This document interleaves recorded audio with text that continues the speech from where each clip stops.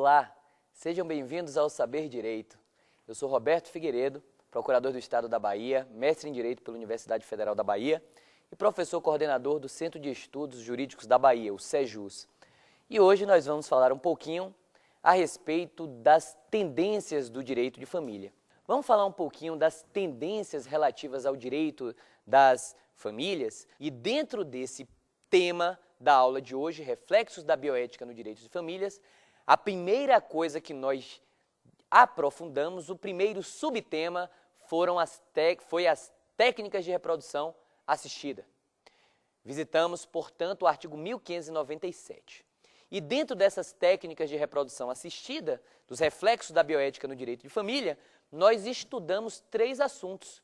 Estudamos a inseminação artificial homóloga, a inseminação artificial heteróloga e estudamos também os embriões excedentários.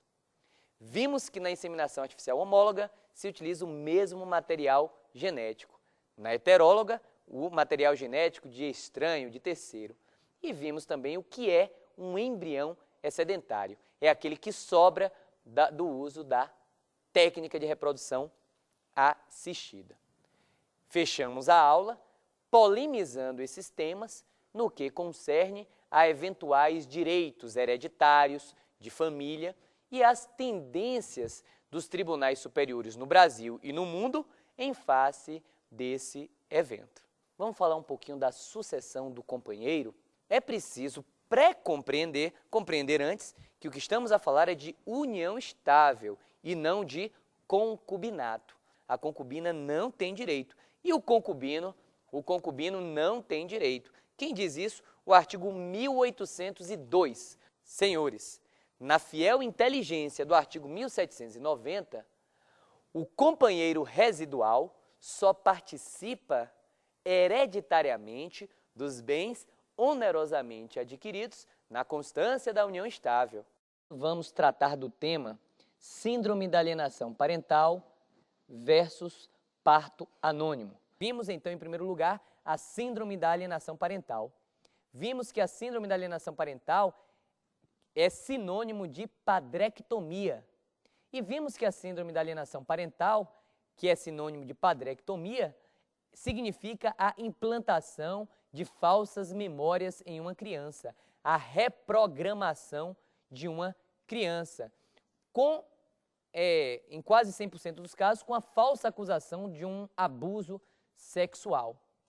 Vimos que o que difere a síndrome da alienação parental do incesto é que na síndrome da alienação parental, o incesto não ocorreu. Há uma falsa memória e no incesto o abuso efetivamente aconteceu. Vimos que a síndrome da alienação parental veio para ficar. Resumindo esse bloco, o segundo e último bloco da aula visitou o parto anônimo. Fizemos então uma incursão histórica a respeito do parto anônimo, partindo do Egito até o século XXI. E vimos, em arremate, que o parto anônimo é uma tendência que não vingará ao nosso juízo, nada obstante a existência de 3 projetos de lei. Nós vamos falar um pouquinho sobre o bem de família e vamos falar ainda dos alimentos gravídicos. Em primeiro lugar, eu gostaria de tratar do bem de família. A categoria número 1 é o chamado bem de família voluntário. O bem de família voluntário está contido no Código Civil Brasileiro.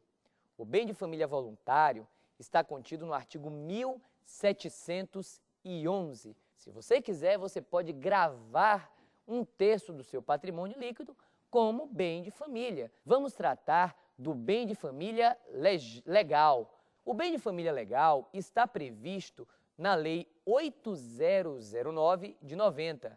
A Lei 8009/90 é a lei que disciplina a impenhorabilidade do seu único imóvel, a impenhorabilidade da sua única residência. Vamos então falar desses tais alimentos gravídicos? Senhores, surgiu no ano de 2008 uma nova lei federal, que é a Lei 11.804, de 5 de novembro de 2008. E essa lei, ela inaugura um instituto que não existia legislativamente, que é o Instituto dos Alimentos Gravídicos. E o Instituto dos Alimentos Gravídicos, eles são disciplinados em favor, basicamente, do nascituro. Os alimentos gravídicos, eles são construídos na tutela ao nascituro, que é aquele que está por nascer. Mas chegou a hora de finalizar falando do divórcio extrajudicial. Gente, o primeiro bate-papo nosso vai começar pela Lei Federal 11.441/07. Essa lei, ela introduz no Brasil o chamado divórcio e inventário extrajudiciais. Essa lei, ela nos permite a desjudicialização. Essa lei admite que, se você puder ou quiser, ao invés de bater as portas do judiciário para se separar, para se divorciar ou até mesmo para inventariar, ao invés disso você procura de uma maneira mais simplória, mais informal e tão segura quanto, você procura um tabelião. Até o próximo encontro e muito obrigado.